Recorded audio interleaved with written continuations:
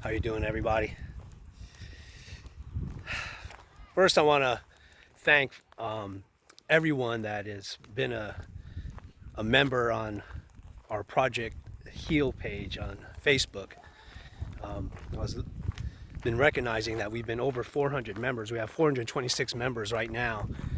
And, now that we're trying to, you know, meet any specific numbers, I was just kind of surprised because there's other Facebook groups that I follow, on recovery, and they have quite a few members. And I'm just very pleased that there are people that are, connecting with us to learn more about recovery. We like to post,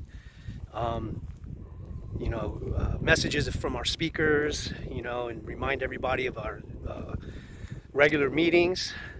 We try to be joyful in our recovery. So I just want to thank all of you for being a part of it. We do have quite a few partners. Project Heal is a recovery group that's tied to Project Church Sacramento. So we're local to Sacramento, but we do have, connections with national resources, specifically with Young People in Recovery. If you look up ypr.org, wherever you are in the United States, YPR is likely to have a local recovery group in your area, or even resources for you to help you in your recovery and overcoming addiction. And we also partner with City of Refuge in Sacramento, who really got us started with the Project Heal Recovery group, and we couldn't be where we are today without them. So please check out those resources that are available to you.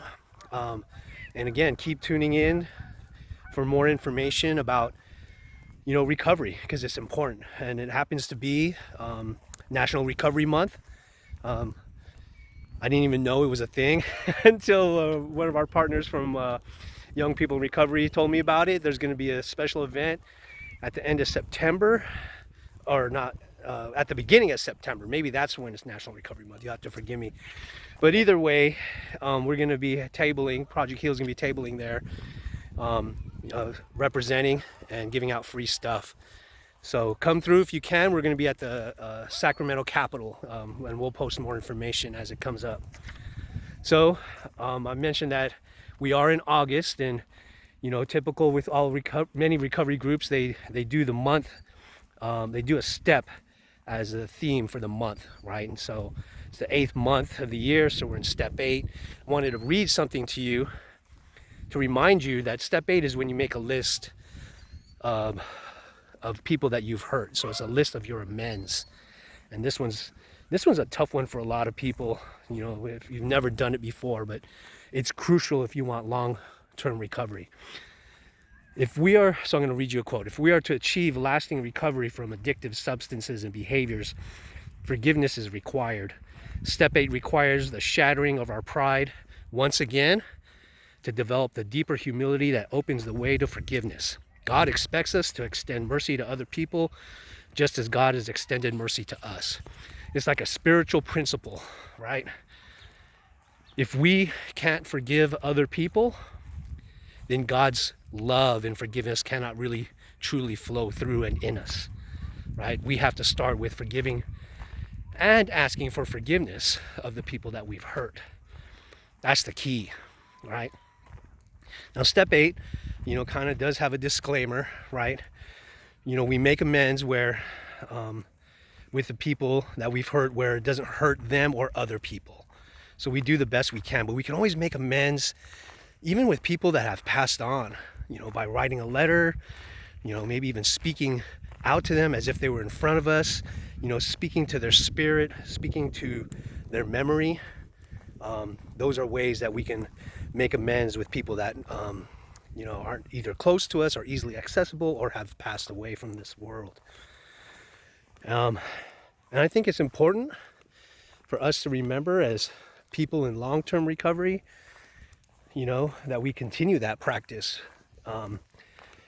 Step 9 is, when we, actually go ask for forgiveness with people. And I always say that's the step I live in, because I don't like to keep, I don't let my wrongs linger, right? If I think I've done something wrong or said something wrong to hurt someone, I make amends as quickly as I can, because I know and recognize that it's important to my spirituality. It's just important to having a good life, right? Because all the stuff that sits with you, that lingers in you, it's like a poison, right? All those negative emotions, and it seeps into everything. You know, it seeps into the way you think, the way you say things, even the way you do things.